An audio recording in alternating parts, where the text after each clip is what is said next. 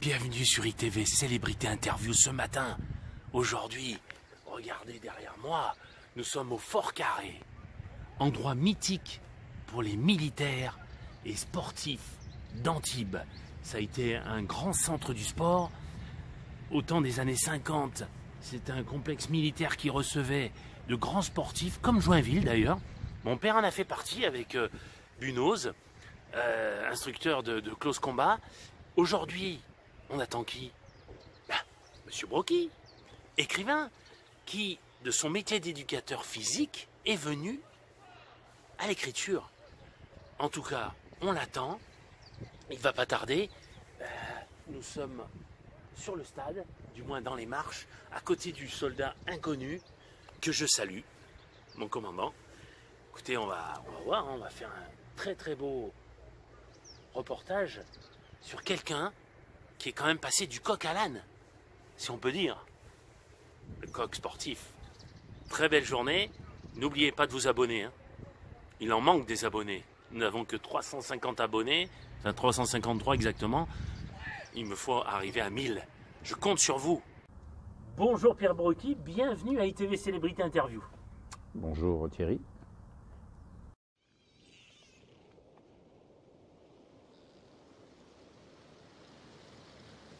J'ai fait toute ma scolarité à Cannes, en pensionnat, au lycée Carnot de Cannes. J'y suis retourné en classe préparatoire après le bac pour passer mes diplômes de prof de gym. Là, je suis parti au Crêpes de Toulouse pendant 3 ans, 4 ans. Et après, comme tous les profs, j'ai giclé. Je suis parti dans le centre de la France, Orléans, Tours, Nevers, enfin, dans ces eaux-là.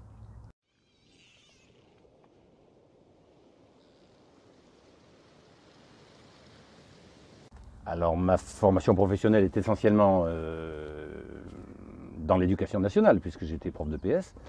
Mais avant de réussir mon CAPES et d'être nommé dans le centre de la France, et envisager un retour potentiel chez moi sur la côte, puisque je suis né à Antibes, il y a une année où j'ai fait quelque chose d'assez étrange, c'est-à-dire j'en ai eu ras-le-bol de me balader, où j'étais nommé à des centaines de kilomètres de mon épouse de l'époque, qui était auxiliaire aussi, et j'ai ouvert avec un ami un centre, il y avait un ranch, il y avait on avait acheté un terrain de 3 hectares du côté de l'arrière-pays niçois. Il y en avait fait.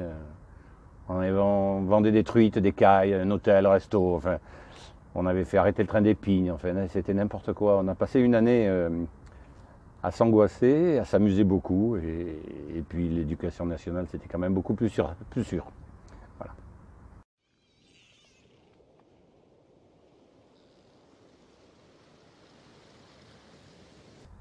Alors j'ai surtout fait du foot. J'étais un footballeur et comme j'étais petit, quand j'étais enfant, j'étais gardien de but. J'étais surnommé Peter Pan parce que j'étais toujours en l'air.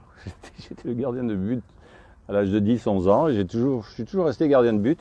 J'étais d'ailleurs en classe, on se tirait la bourre avec un camarade de 6e, 5e au lycée Carnot qui s'appelait Delessal, qui est devenu le gardien de but de la SCAN. C'était assez rigolo, on était les deux vedettes locales de l'ASU à l'époque, c'était pas l'UNSS, c'était l'ASU. Donc j'étais gardien de but. Bien avant Zidane. Hein.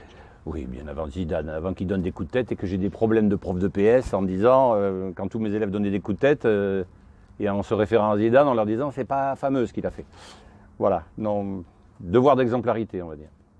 Il faut savoir que Christian Lopez, ancien stopper Saint-Etienne, a fini là-bas aussi. Il a fini au Canet plus exactement. Oui, il a fini au Canet. Donc c'est vrai. Les footballeurs tournent. Hein. Voilà, donc moi j'ai fait surtout du foot, mais après c'est la mer, quoi. Il fallait que je sois sous l'eau. Ma passion, c'était la mer. C'était la mer parce que quand j'étais prof à Orléans, où la mer n'est que le champ de betteraves qu'il y a derrière la ville, et le Mercantour, c'est la cathédrale de Chartres, donc j'avais qu'une envie, qu'un besoin quand je me suis retrouvé muté chez moi, c'est de mettre un masque, des palmes, une bouteille, n'importe quoi, mais j'étais toujours au fond, voilà. Et j'étais trop vieux pour jouer au foot. Non, j'ai joué quand même au foot jusqu'à 40 ans. Ouais.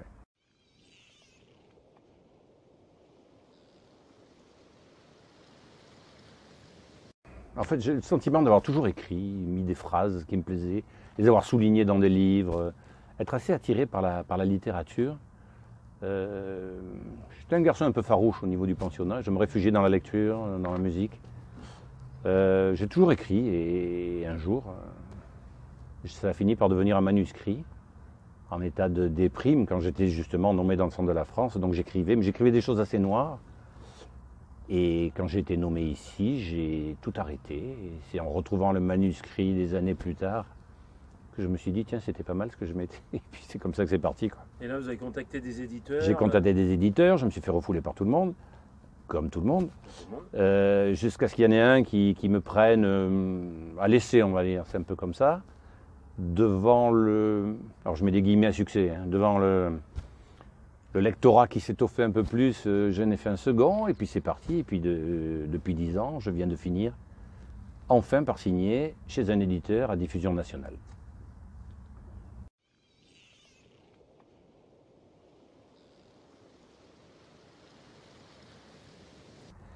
Alors, j'ai une référence. C'est un type qui s'appelle Frank Pavlov, à côté duquel j'étais au salon de Montsartou, qui est un personnage assez extraordinaire, qui a fait un livre, qui n'est pas un livre, il a fait un espèce de livret de 10... C'est pas le chien de Pavlov? Non, rien à voir avec rien à voir avec le réflexe. Il a fait un petit livret de 10 pages, qui pour moi est un chef-d'œuvre de la littérature. Comment parler du racisme en parlant d'un chat brun et d'un chat noir? C'est assez extraordinaire. Et je ne suis pas le seul parce qu'il s'est vendu à 2,5 millions d'exemplaires. Donc, et il est dans les écoles, ça s'appelle Matin Brun. C'est une merveille. Alors, j'ai aussi des coups de cœur. J'ai des coups de cœur. Là j'étais au salon de Saint-Laurent du Var, n'est-ce pas? C'est là qu'on s'est vu. Voilà, c'est là qu'on s'est vu. Avec des pointures, Bernard Minier, enfin il y avait Manouk. Mais j'ai sympathisé avec un auteur américain assez extraordinaire qui s'appelle David Vann, qui a écrit un bouquin qui s'appelle Aquarium. Ce David Vann a une histoire personnelle assez triste en relation avec les armes. Le jour où Trump a été nommé à la présidence des États-Unis, il a quitté les États-Unis et est allé s'installer en Nouvelle-Zélande. Un personnage qui a écrit un livre qui est noir, qui est dur, mais qui est une merveille de littérature. Voilà, alors c'est des rencontres.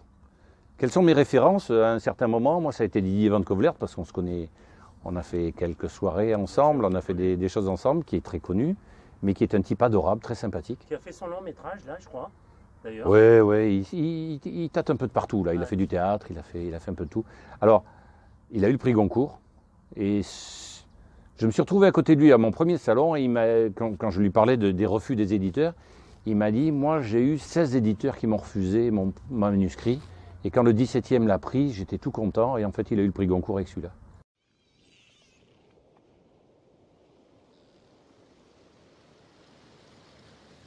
En dehors du premier livre qui a surtout des références autobiographiques, bien entendu, où on s'investit énormément, les autres, c'est du hasard, c'est des rencontres, c'est des lectures. Ainsi pour le dernier qui est sorti, qui s'appelle Aucun répit, qui est sorti chez Lucien Souni, j'étais dans un salon pas loin de Mougins, et mon voisin de table, qui était un historien, m'a dit, tiens, savais-tu que l'église de Mougins est une église à répit? Qu'est-ce qu'une église à répit? Et je suis parti là-dedans, et j'ai découvert une histoire absolument extraordinaire en relation avec l'église. Et puis c'est parti comme ça, quoi. C'est-à-dire j'ai fait un plan que je tiens jamais parce que je pars dans tous les sens. Et en gros, il y a 6 mois d'écriture et un an et demi de... Faut pas que la blonde du début soit brune à la fin. Enfin, je veux dire, le principe, après c'est de la correction. Ouais, sachant qu'au niveau national, j'ai une correctrice là je fais rien. C'est-à-dire, je reçois le manuscrit, il y a du rouge partout, quoi. C'est à peu près comme ça que ça se passe. Voilà.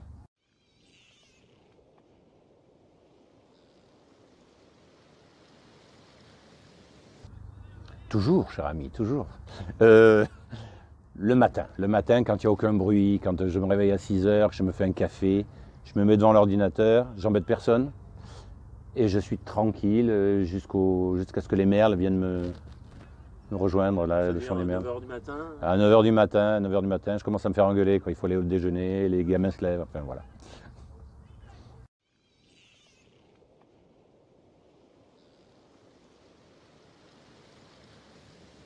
Est-ce que je suis superstitieux? Quand je suis en salon, je signe toujours avec le même stylo. J'ai un ami de 40 ans qui m'a offert un stylo gravé à mon prénom. Et la première fois que je l'ai utilisé, j'ai fait un très bon salon. Alors depuis, c'est comme le footballeur qui met toujours le même protège tibia ou la chaussette à l'envers. Enfin, quand on a joué au foot, on sait qu'on est bourré de choses de ce genre. Donc dans l'écriture, maintenant dans l'écriture elle-même, Pas de couleurs différentes, pas de dessin sur le livre? Ben, l'ordinateur, non, non. Non, mais après, quand vous avez fini votre livre, Ouais. vous avez un coup de petits dessins. Quand j'ai fini mon livre, symboles. je relève toujours la même chose, c'est-à-dire que je n'en finis plus de lire et de relire.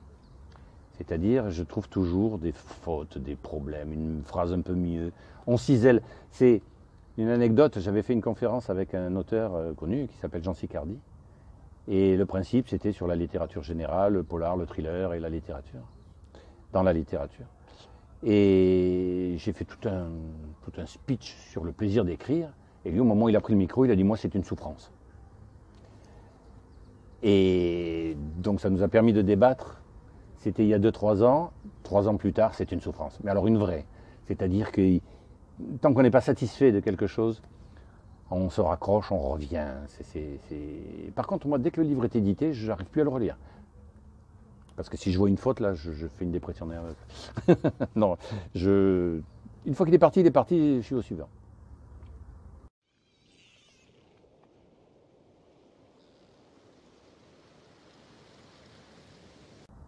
Non. Chez moi, j'ai un bureau, un ordinateur, une tour, donc c'est dur à déplacer.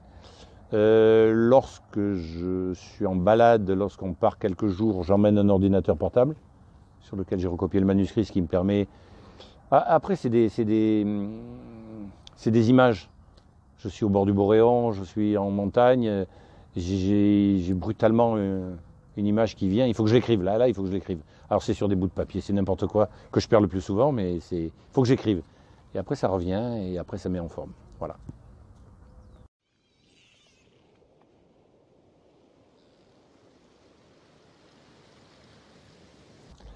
Alors, j'ai écrit des thrillers. Parce que pour moi, alors ça c'est un avis très personnel, hein. Le polar pour moi est réducteur, dans le sens où il y a un crime, il y a un commissaire qui arrive, il y a une enquête, il trouve la solution, happy end, tout le monde est content. Si on connaît le meurtrier à la première page, il n'y a plus de polar. Le thriller, on peut connaître le meurtrier à la première page. Je veux dire, c'est construit sur ce que les Anglais appellent le cliffhanger, c'est-à-dire on vous laisse le lecteur au bord de la falaise et puis plaf, on le plante là, on va faire un chapitre et puis on revient. On est construit autour du mot thrill, qui veut dire frissonner en anglais. Donc on est construit sur la surprise, le suspense. Alors que le polar, enfin je ne peux pas dire que c'est linéaire, c'est une équation à une seule inconnue qui est le meurtrier. Le thriller, on peut partir n'importe où. Il y a des maîtres du thriller. Le premier thriller, le premier thriller, c'est la Bible. C'est aussi l'Odyssée. Je veux dire, il y a des meurtres, il y a des fraticides, on tue sa mère, on assassine son fils. Je veux dire, ce sont des thrillers. Et pas forcément des polars, parce qu'il n'y a pas d'enquête. Voilà, mais pour moi, une remarque quand même, ça ne veut rien dire, c'est classement en genre. On est dans la littérature, même pas la littérature blanche ou noire. On est dans l'écriture, dans les mots, et le genre, c'est le lecteur qui définit le genre, ou ma maison d'édition qui dit je veux un polar. Mais bon, il y a des polars qui sont... Le meilleur exemple, c'est Pierre Lemaître, qui a eu le prix Goncourt avec le polar Au revoir là-haut. Donc on peut écrire un polar et avoir le prix Goncourt en littérature générale.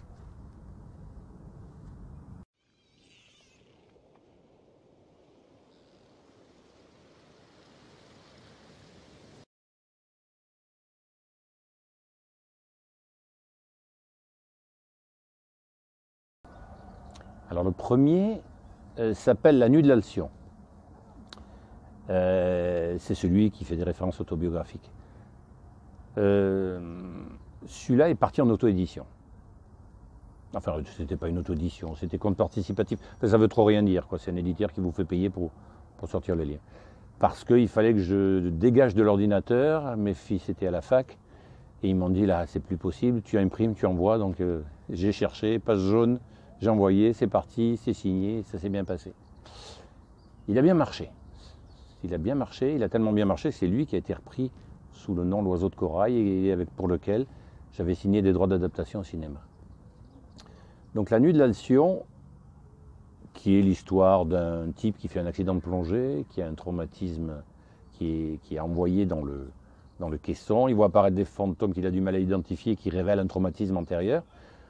Donc il va essayer de faire de l'auto-analyse, ce qui n'est pas possible, du fond de la mer au sommet du Mercantour, tout en faisant une contre-plongée dans sa propre histoire. Donc c'est l'histoire d'un type qui se trompe. Ça s'appelle La Nuit de l'Alcyon, c'est qui est devenu L'Oiseau de Corail.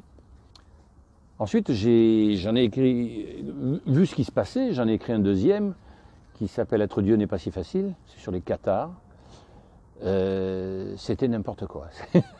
C'est-à-dire que j'ai dû me prendre pour un écrivain quelque part, parce que le premier avait marché. Alors là, il y a 400 pages de folie générale où les gens se perdent. Alors il a plu à certains, d'autres l'ont fermé assez rapidement. Donc c'est un livre que je ne sors pas, mais qui est une période de ma vie que je ne renie pas, qui est assez amusante.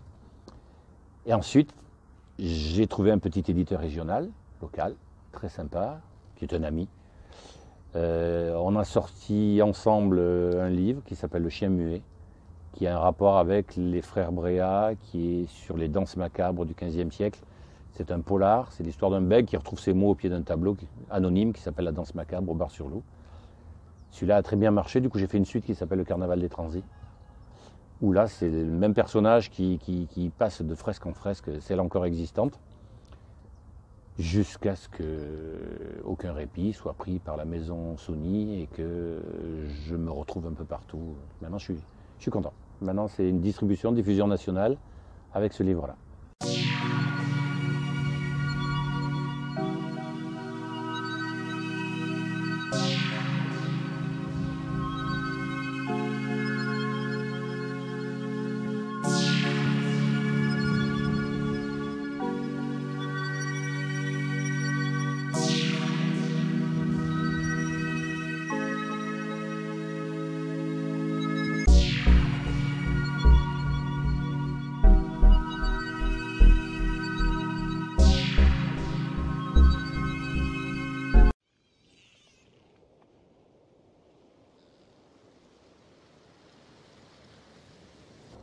Il est chaotique. Il est chaotique dans la mesure où, lorsque j'ai écrit Le Chien Muet, il est sorti chez une maison d'édition niçoise. Et j'ai signé un contrat. Et dans ce contrat, il y avait une petite ligne qui est passée complètement aperçue, qui s'appelle le droit de préférence. Et l'éditeur m'a dit, tu pars quand tu veux, il n'y a pas de problème. Le livre marchait bien, mais il n'y a pas de problème. Et j'ai décidé de partir à un certain moment parce que je me rendais compte que je faisais pas mal de boulot et que je ne pensais pas que c'était à moi de le faire autant. Et il m'a dit, tu pars plus. Contrat de préférence, tu me dois les prochains manuscrits.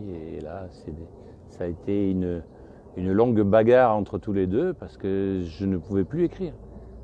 Quel que soit le manuscrit que j'allais sortir, il fallait qu'il passe entre ses mains. Alors j'ai commencé par lui envoyer les essais comparatifs de deux machines à laver, en guise de manuscrit, mais ça ne marchait pas. Non, je me suis rendu compte que je n'allais plus jamais être édité. Et il a fallu signer un contrat de rupture à l'amiable, contre toutes les sommes qu'il me devait, bien entendu. Donc ça s'est passé comme ça avec cet éditeur qui est parti dans le Cher. Quand je parlais de chaotique, ça a été aussi au démarrage. C'est-à-dire que donc, mon premier livre, La Nuit de l'Alcyon, je l'ai sorti chez Bénévent, des contes participatifs. Qui s'appelait, je me rappelle d'ailleurs, La Nuit de l'Alcyon. Non, l'éditeur c'était Jean-Charles Normand. D'accord. Et il a mis la clé sous la porte. Donc la clé sous la porte, il n'y a plus aucun droit d'auteur. Les dettes de l'éditeur envers les auteurs sont caduques. D'accord. Donc, oui, Bénévent, il faisait aussi des livres sur un peu la région, Nice, les villes, quoi. Oui, il éditait. Voilà, il éditait. Et du jour au lendemain. Ça faisait un moment que ça leur pendait au nez. D'accord. C'était voilà. Et mais vous avez été averti par courrier, rien? Ah non, rien. Hop. Rien. Mais J'avais d'excellentes relations avec le patron, avec M. Nord. Mais bon, le système a explosé, la façon dont c'était pris. Donc, si je résume, il y a eu Bénévent qui a explosé, il y a eu le chien muet qui est parti.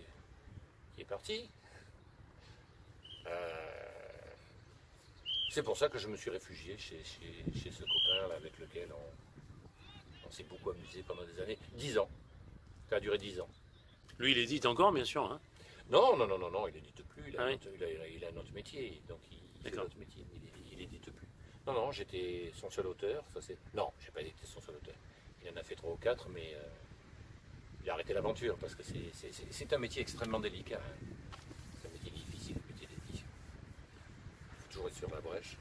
Non, ça, je le conçois bien.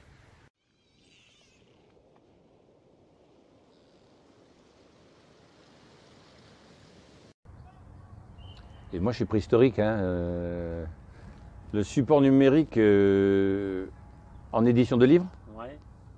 Est-ce que vous êtes d'accord pour le regarder sur Kindle, sur des... J'y arrive pas. J'ai besoin de toucher du papier, moi. Je peux pas. J'achète les bouquins. J'ai du mal. Et pourtant, aucun répit est sorti sous Kindle. Il est sorti en poche et sous Kindle. Mais j'ai des difficultés. Parce qu'il y a beaucoup de lecteurs qui aiment bien un Kindle. Il y a beaucoup de lecteurs. C'est les Américains. Nous, on a une part de marché. C'est Vancouver qui me disait qu'on a une part de marché ridicule par rapport aux Américains qui ont des. Nous, on est dans les 30%, je crois. Et les Américains, ils font presque que ça, là, en ce moment. Ça part bien. Moi, j'ai du mal. Hein. Je suis un tactile. J'ai besoin de toucher du livre.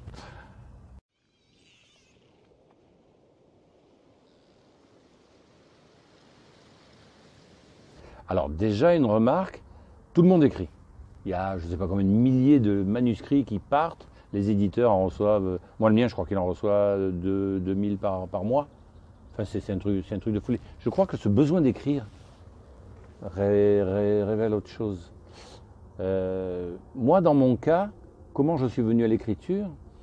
Je pense que j'étais construit professionnellement sur la communication à travers l'expression, disons, corporelle plutôt. Et à la retraite, je prolonge la communication avec une expression littéraire, on va dire ça comme ça. C'est-à-dire que j'ai un dialogue virtuel, qui n'est plus le dialogue du pédagogue avec ses élèves, mais qui est un dialogue virtuel avec le lecteur. À part qu'il est construit sur de fausses pistes. Je t'emmène où je veux t'emmener, et le lecteur me répond inconsciemment, non, tu m'auras pas là cette fois. Enfin, c'est une espèce de jeu de dupe avec le lecteur. C'est aussi une psychanalyse. Ouais, hein? Ouais. Mais je reste dans la communication, dans l'expression et dans la communication. C'est vrai qu'à la retraite, quand on a été enseignant, c'est pas se foutre devant la télé, dans un fauteuil, et puis attendre que ça passe, parce que là, c'est une catastrophe. D'un autre côté, moi qui ai passé ma vie à faire de l'activité sportive, je ne me sentais pas de courir, de repartir, d'aller faire mon marathon. J'y arrive pas. Je pense que la littérature est un bon truc. Donc j'ai tout centré sur justement la communication virtuelle avec le lecteur. Des fois je me fais rigoler tout seul quand j'écris quelque chose. C'est assez amusant, mais je pense que je ne suis pas le seul. Donc comment je vois évoluer le monde littéraire? Je le vois aller vers le numérique. Je le vois aller vers le numérique. Bien entendu, avec les jeunes générations, c'est obligatoire. Est-ce qu'on aura moins de mal à être édité, à votre avis? Est-ce qu'on aura moins de mal à être édité? Non, parce qu'ils seront toujours submergés par les manuscrits. Il va toujours falloir qu'ils fassent une sélection. Ça sera plus facile au niveau de... Pour l'instant, les droits d'auteur sont ridicules. Un auteur touche entre 5, 6, 8% d'un livre. Alors quand le livre est en poche à 7,50 €, on va pas loin. Mais ces frais se justifient par l'impression, par la diffusion, par les publicitaires. Moi, j'ai 23 commerciaux qui me diffusent dans toute la France. Donc, il faut bien les payer. Donc, avec le numérique, ça n'aura plus trop lieu d'être, puisque tout passe par informatique. Donc, quand il y aura des logiciels qui traduiront facilement les manuscrits, la publicité, la communication, il n'y aura plus besoin de tous ces gens. Donc, ça coûtera peut-être un peu moins cher. Donc, peut-être que les droits d'auteur seront un peu plus grands. Pour l'instant, ce n'est pas le cas. Les éditeurs, pour l'instant, gardent les mêmes droits d'auteur sur le numérique. Mais bon, c'est l'évolution. Je pense que tous les gens vont continuer à lire et vont continuer à écrire. C'est dans la recherche. Pierre Brocchi, merci. De rien. Merci Thierry.